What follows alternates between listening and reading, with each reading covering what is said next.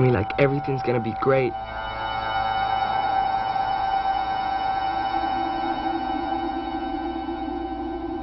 But then you get real kind of tired, confused.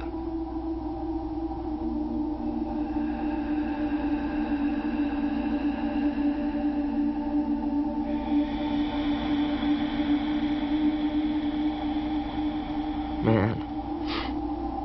So you gotta get back up there. Well, then you gotta do more smack, just to get the same high.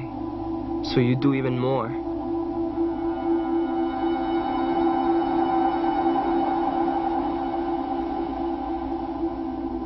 After a while, you really can't stand being straight. I mean, like, straight isn't straight. It's low. And if you can't get more drugs, then you get real sick. You feel like you're gonna die. So you'll do anything for the stuff. Getting that drug is all that matters. I sold everything I owned. My room was totally empty. It looked like a prison cell.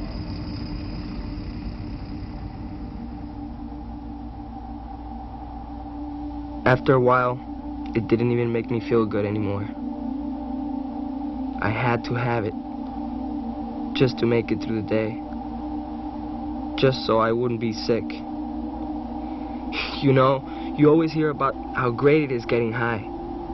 No one ever talks about how low you go too.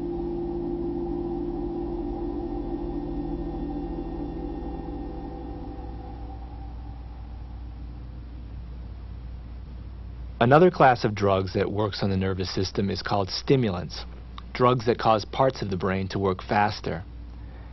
Amphetamines, or speed, is one of these. Cocaine is another.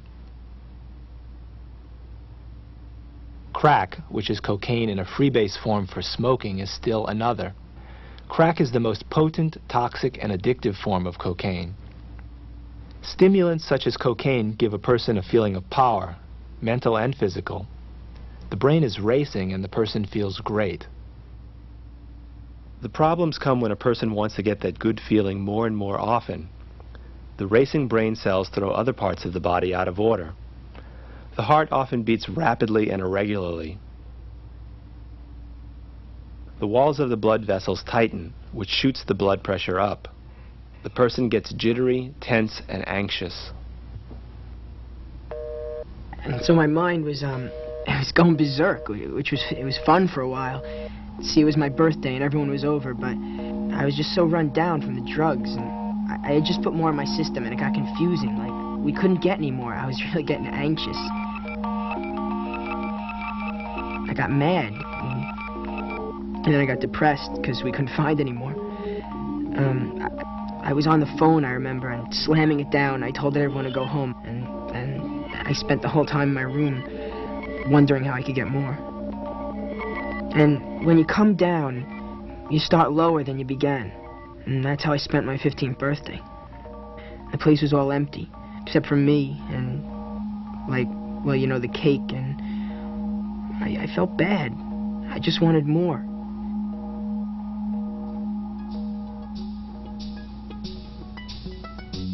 Another drug that works on the nervous system is marijuana.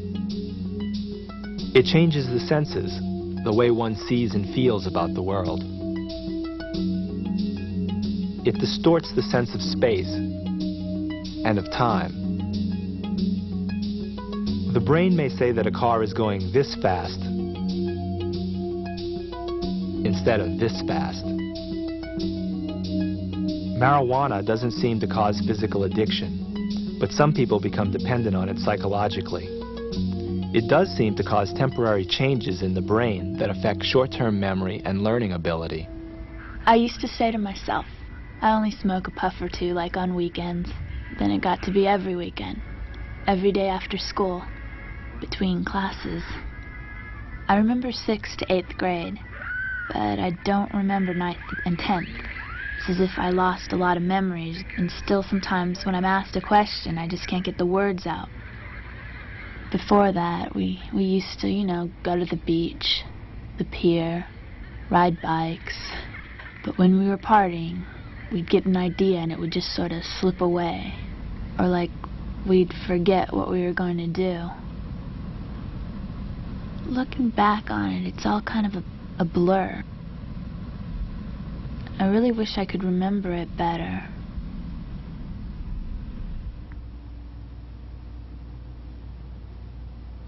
Here's a chemical that's hard to think of as being a drug. In the body, it's just a poison.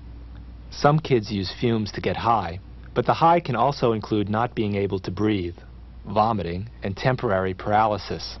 When it's used frequently, it can destroy parts of the brain. I remember this one time, I got high first on glue. I was riding it, and I just lost my balance and fell on the ground. Then my lungs froze up. I couldn't breathe, and I couldn't get up. And so they left me behind. And I just lay there on some guy's lawn. When I woke up, I guess I passed out. It was dark, and I couldn't remember where I was.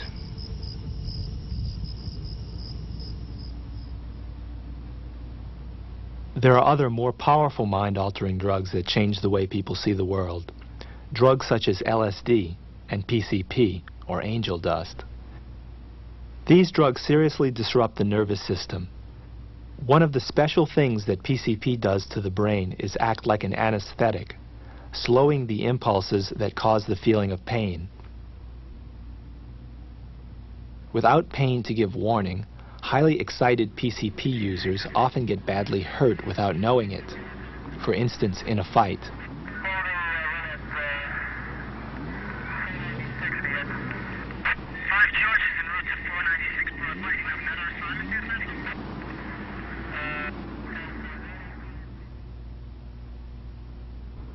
Another risk for both LSD and PCP users is a bad trip.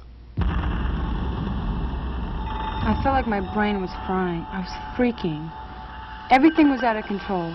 Jan put her arms around me, but it didn't even help. I got totally crazy. What scares me is that it comes back to me sometimes.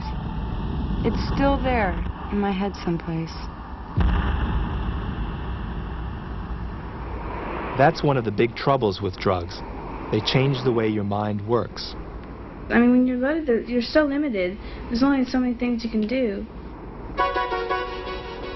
Oh, I've missed out on a lot of things. You know, I've missed out on being a kid, I guess. I missed a lot of nice things in my life. I could have done a lot more with it. I think the hardest thing for me is when they removed all the drugs, there was nothing there. There was just this hollow, empty shell, and that's pretty scary, you know, not knowing what to do with yourself. If I could do it over again, I mean, I'd do a lot of things differently. Because I don't remember a lot of my life, and life is too short. I mean, we can do so many things.